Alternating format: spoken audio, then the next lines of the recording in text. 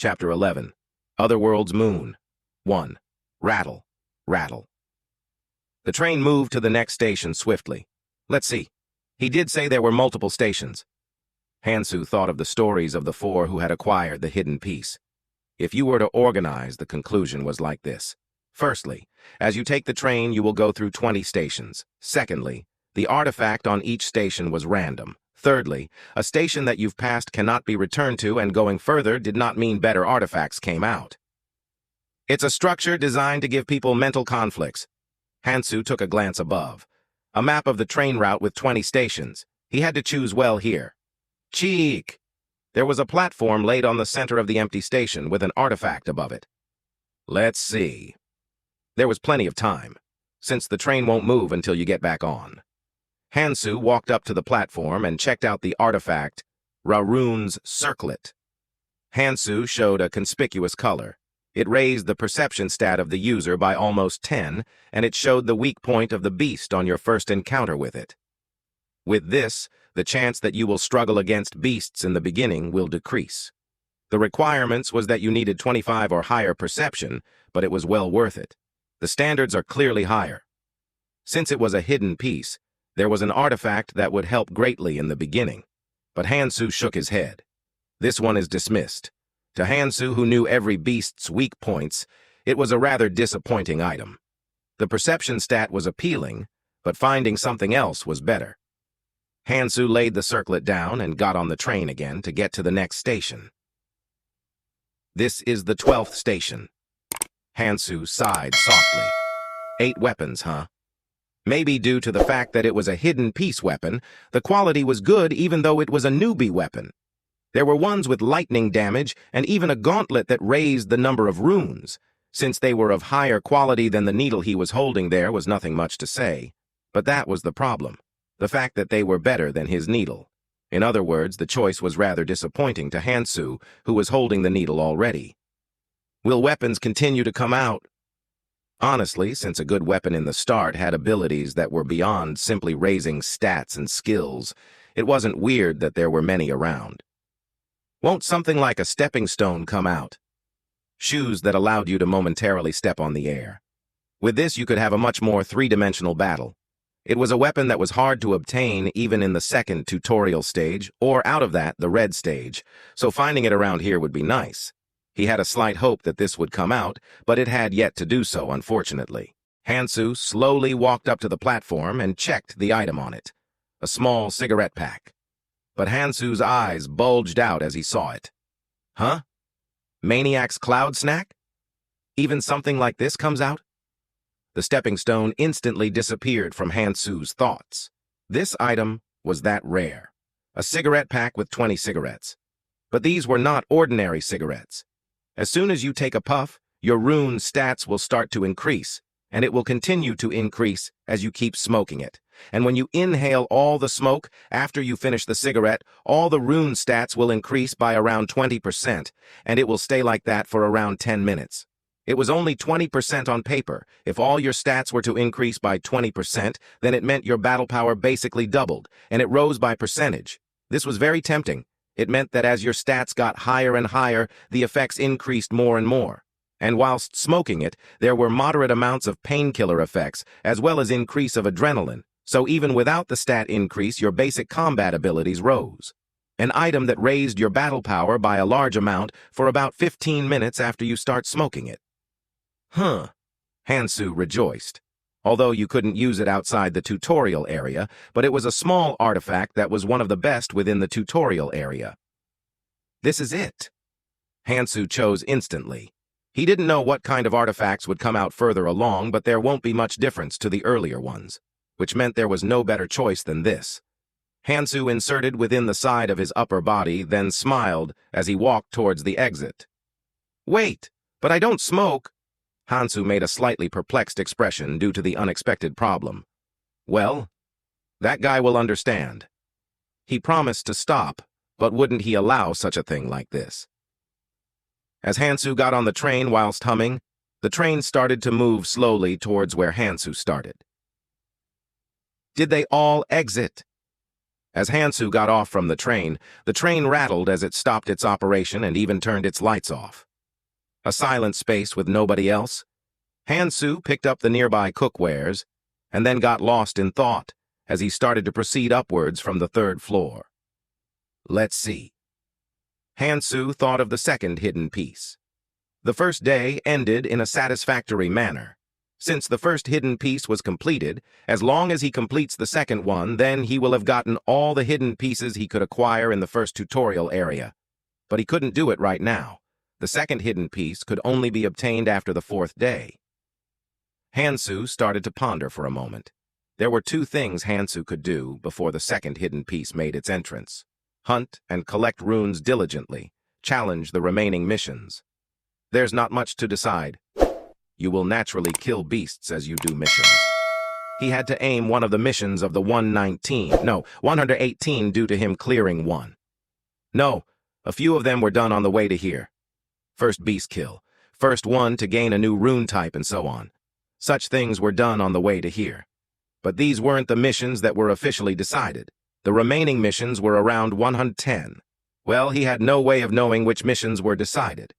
There were probably 2 or 3 more, an extremely low chance, but that wasn't something to worry about.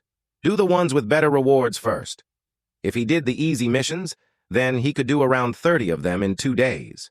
Statistically, clearing 30 missions meant there was a high chance that one would hit. But that didn't really mean anything.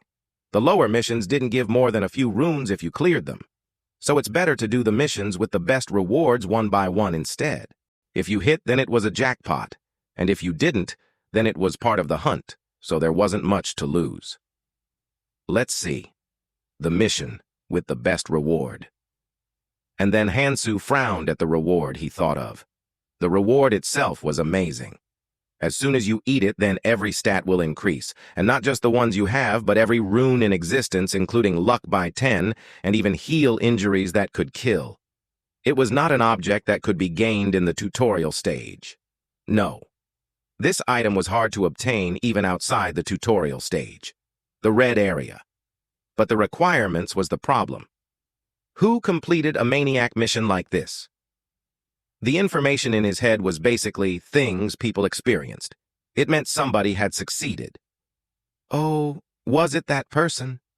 Hansu thought of one of the people from the Final Brigade, NBRN, a member of the Final Brigade who went to a prison as a volunteer and got dragged to this place along with the criminals.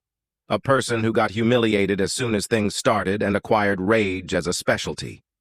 It was a mission she found out after the 7 days where she proceeded to rip apart every single criminal who hurt her, eat their hearts, and even tried to commit suicide. This is dismissed. Hansu clicked his tongue. He didn't feel like doing it, and to do this, he needed to kill everybody, which meant the many missions that required people to live will become useless. Though he didn't know if this mission was one of the decided ones, but there was no reason to try. Hansu thought of the second best reward. Kill 100 people within 1 day. As a side note, it was Tyon who completed this. Dismissed as well. It gave a good skill as a reward, but it wasn't good enough for him to learn, and it was also too late. He spent quite a while selecting an artifact, so the day was almost over. When he gets out, it would probably be nighttime. Nighttime.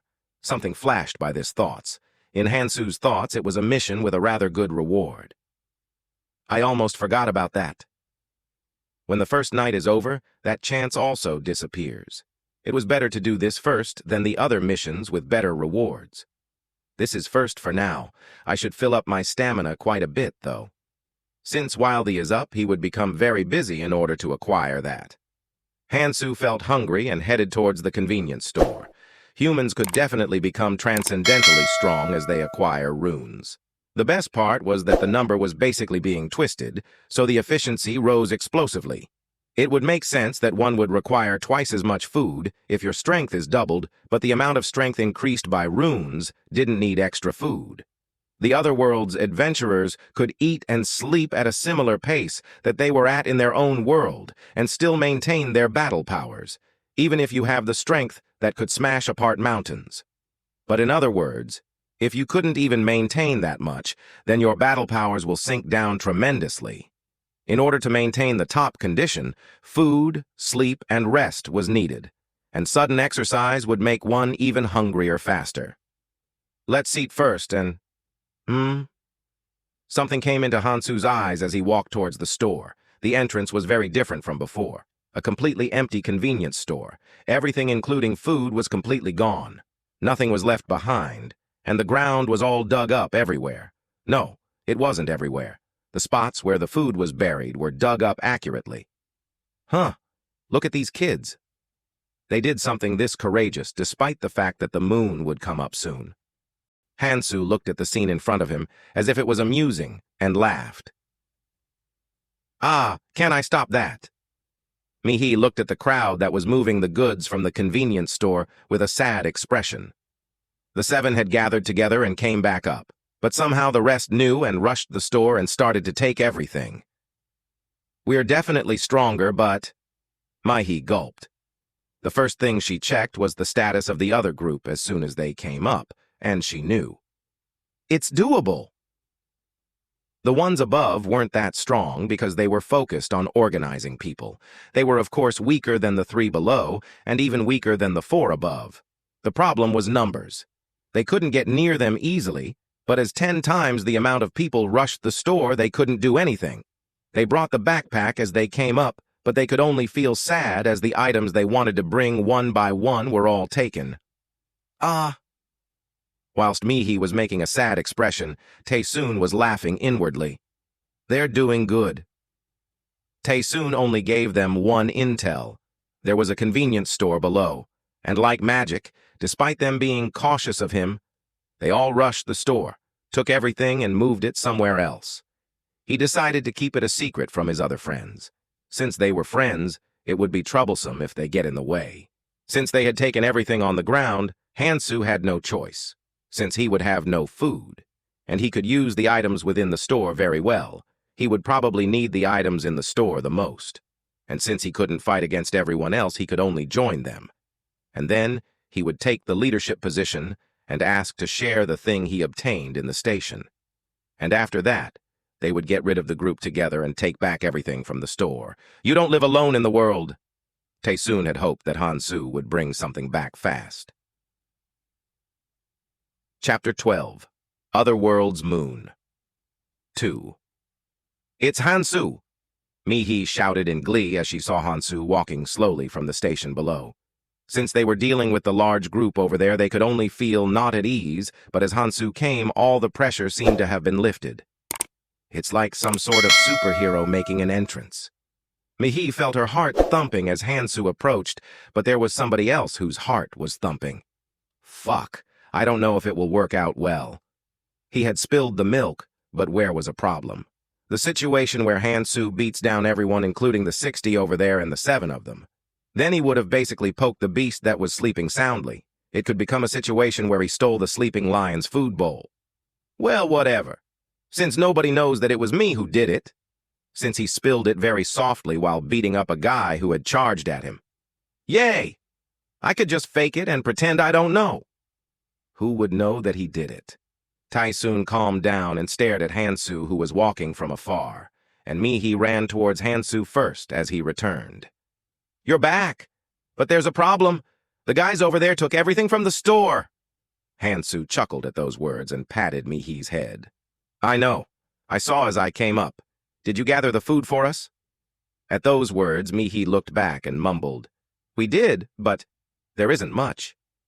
Since they prepared anticipating they would bring more from the store, they didn't have a lot of food or equipment, since there was a limit to the size of the backpack, and even more so since they gathered up female supplies and weapons.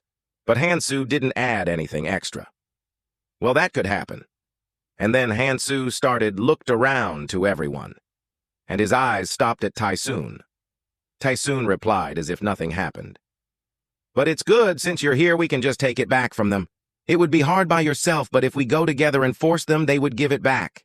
Hansu chuckled. This guy. But Hansu didn't really say much. Well, let's eat first.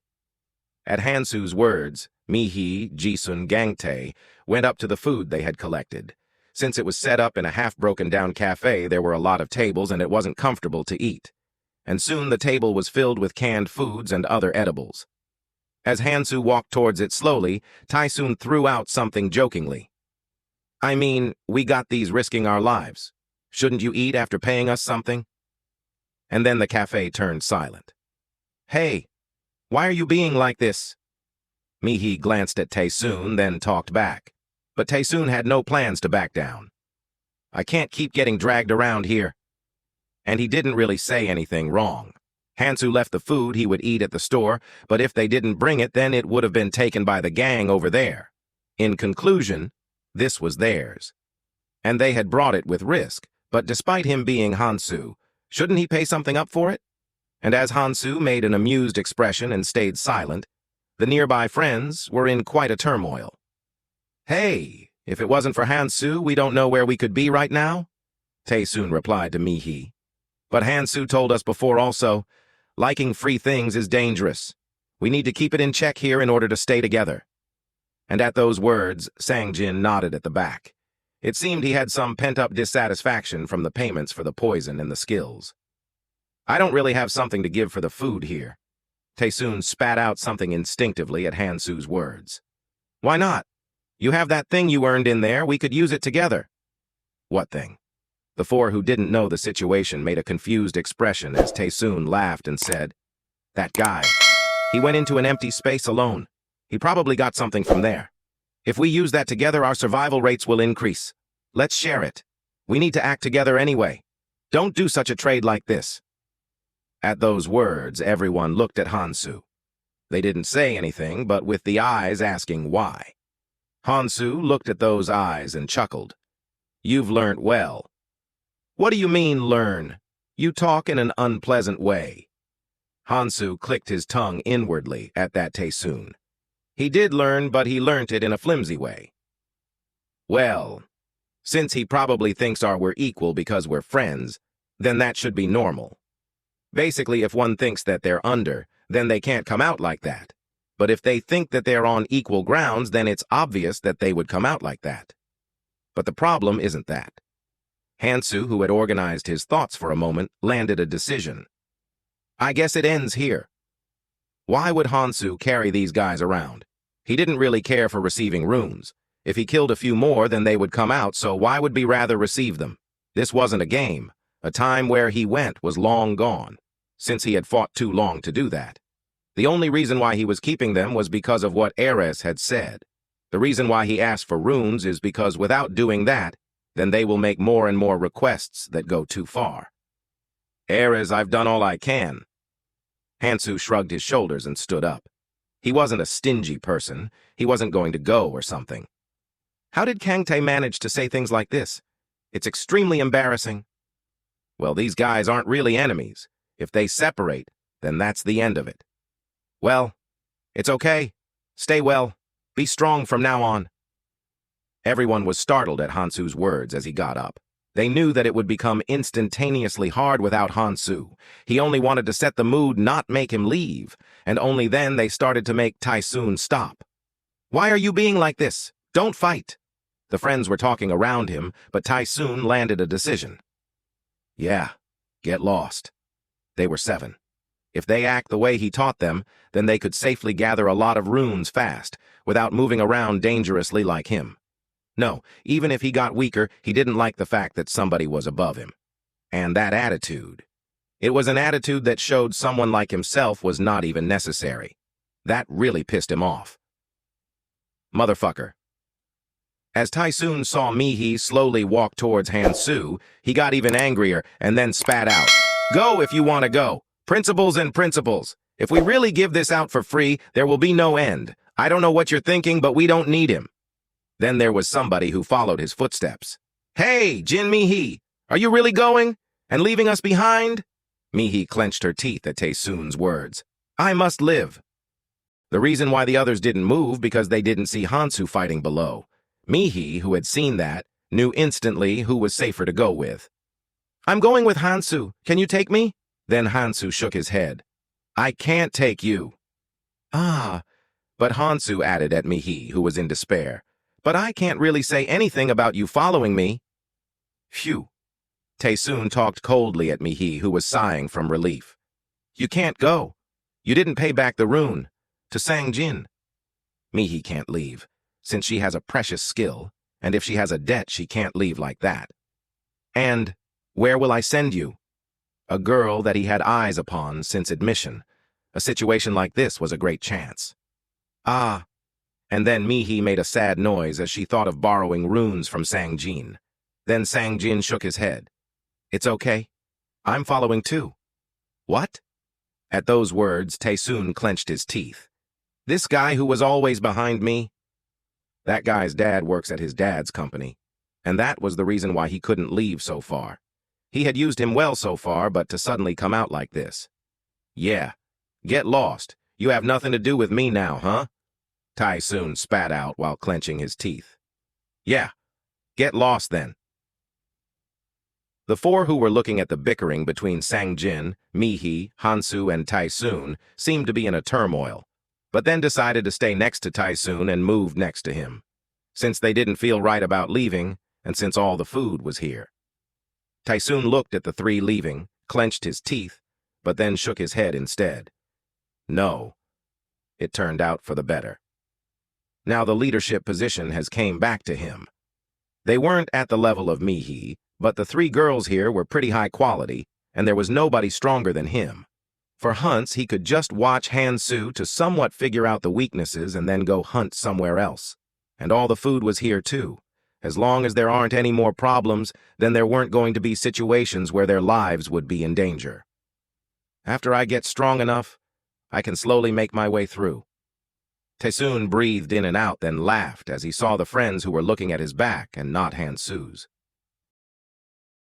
Sang-jin looked at Hansu with a dissatisfied expression and said, We don't really have to do anything. All the food is with them. At Sang-jin's words, there was some resentment. If it's Hansu, then he could probably take it all back. And he stuck with Hansu because he thought he would do that. But Hansu did not carry anything out. What are his thoughts exactly? Sang-jin did not understand Hansu, since he didn't bring out any food. He had the strength to do whatever he felt, but why was he like that? Hansu chuckled at those words, since he could tell what he was thinking. Well, if they don't know about the moon, the food they have is useless food already. Why would he bicker around regarding things that were already useless? It seems it's almost midnight. Hansu looked at the sky. At the sudden action, Sang-jin and Mihi also looked at the sky. In the middle of the dark sky, there was a single round moon floating, an extremely normal full moon. And then something weird came into Mihi's sight. Did I see wrong? Mihi made a slit with her eyes and looked at the moon. It was like something flickered on the moon. Mihi, who had been looking at the moon, suddenly got the chills all over her body and almost felt bad. Blink. My. The moon blinked its eyes. The surface of the moon split open with a crack, and then a frightening eye appeared. The iris on the center of the eye moved back and forth without stopping as it scanned every living organism around. Since everyone's left, let's just eat, Tyon said energetically as he walked towards the table. Jisun looked at Tyon with a slightly anxious look. Shouldn't we at least make up? I think we need Hansu. At those words, flames rose up from within Tyon. That bitch has already gotten lost. Why are you looking for that bitch? But Tyon managed to laugh on the surface. His situation wasn't quite well set yet. If he makes a mistake, then they could all leave to Hansu. No, look at that guy. He has something he had, but he's using it alone. He's a guy that would only make trouble if he stayed. Honestly, Jisun didn't like that either. If there was something good, then it won't even be enough to use it together, but to leave just like that. And Tyon, who had seen Jisun's expression, added strength to his voice. And all the food is here too. If they're hungry, they'll come back. Won't they listen better then? And then Tyon started to take out the food from the bag. And at that moment, something happened. Huh? A strand of moonlight came into the room, as if the light bended, and as if it was searching for something, searching every corner. And at the snake-like light that entered the room, the food that had been shone upon started to burn. What is going on? Tyon rushed and checked the rest of the food, but the food that was stacked was all burnt down without anything remaining. Goddamn! How did this happen? Tyon and the remaining 4 cried out in shock from the strange phenomena that melted down all the food in the interval of a few seconds.